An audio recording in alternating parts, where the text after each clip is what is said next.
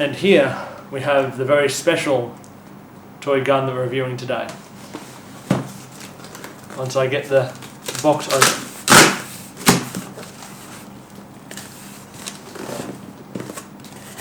Some of you may already be able to figure out what this gun is just from its first appearances. This gun here is basically a toy gun. It is very similar in design.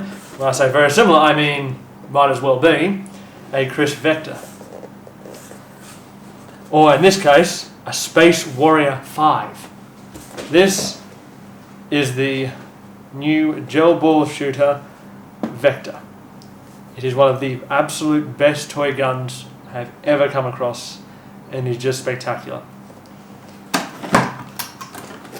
Oh, I have to open the box the wrong way around. And here it comes.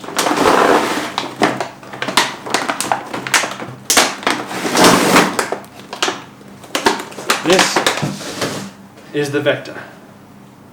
As you can already see from just its immediate appearance, it is spectacular. Straight out of the box, it has flip-up iron sights, both front and back. These can also move along the rail and be adjusted as well. And it also has a replica EOTech sight on top, which can be stood on the rail mount as well to suit wherever you prefer it, but is intended to sit over the entry point for the gel pellets, which are stored in the upper section of the actual gun, which makes this one of the best toy guns, as again you have no clear scope on the top. Looking at some more details here, you can see that there is a nice bright orange trigger, an on-off switch. Also on the side here there is a attachment piece for a strap. But we shall come back to this in a little bit more detail soon once I take the rest of the gear out of the box. So I shall put this over here for now. Still in the box we have the actual stock section of the Vector, which you take out, sit into this section here, close it up, and there is a pin in the box here that will go into this section to hold it on. We have again safety glasses, and this section is actually in two parts. In here we have the container for the gel pellets. This, unlike a lot of the other gel guns, do not come with pellets pre-made, but there is your container along with a packet of gel gun rounds. And these are 500 round packets, these ones. So again, just take one of these packets, pour it into the container and add some water. You also have a strap here, which will attach to the other two strap points on the gun.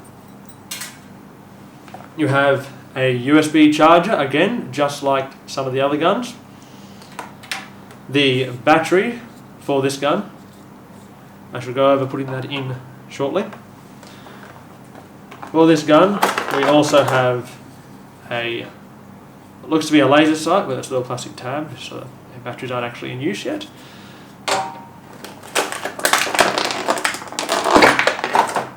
Torch, which is much the same. We have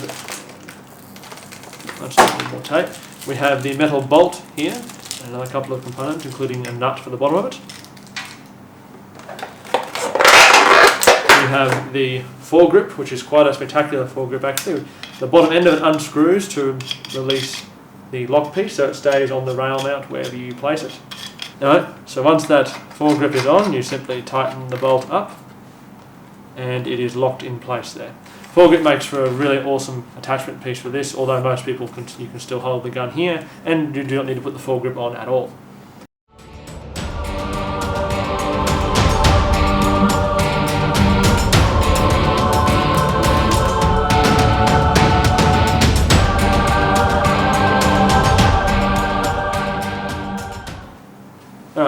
Now done that, I actually went and put the bolt in while we were waiting, as it can be a little bit tricky and take a few moments to get it fit in place. Even now it's not quite all the way in, but it well and truly holds. Now, obviously, stock can fold around and you can use the gun as the short-barrelled, no-stocked version, much more compact, and you can lock it back into place on this side and have a sturdy backstock. This, I will point out, is one of the strongest and best built toy guns I have ever seen, and it's just spectacular. Anyway, we should move on to the battery now.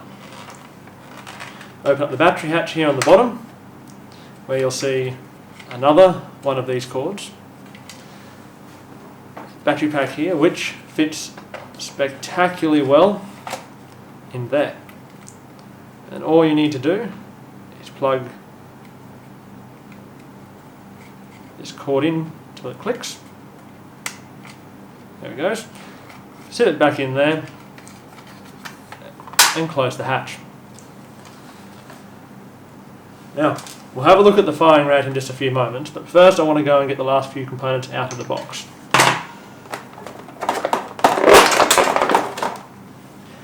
This here is the extended barrel section for the gun. So, you can actually have the long-barreled version. It's nicer that way around. I myself personally prefer the short-barreled version without this, but it is nice to have the option. So for the ease of having this on the table, I shall now remove this piece and put it down there. Now last up,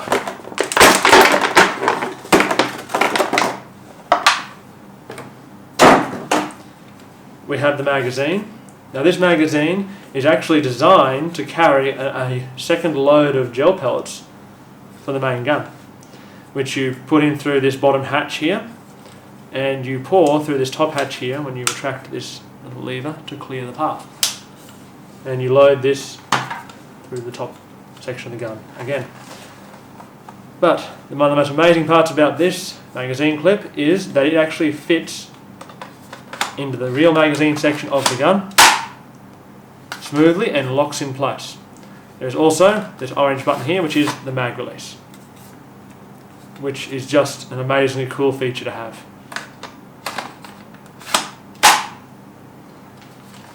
Now from here, we'll go over and we'll try the firing speed. Click the switch on here, and let's have a go.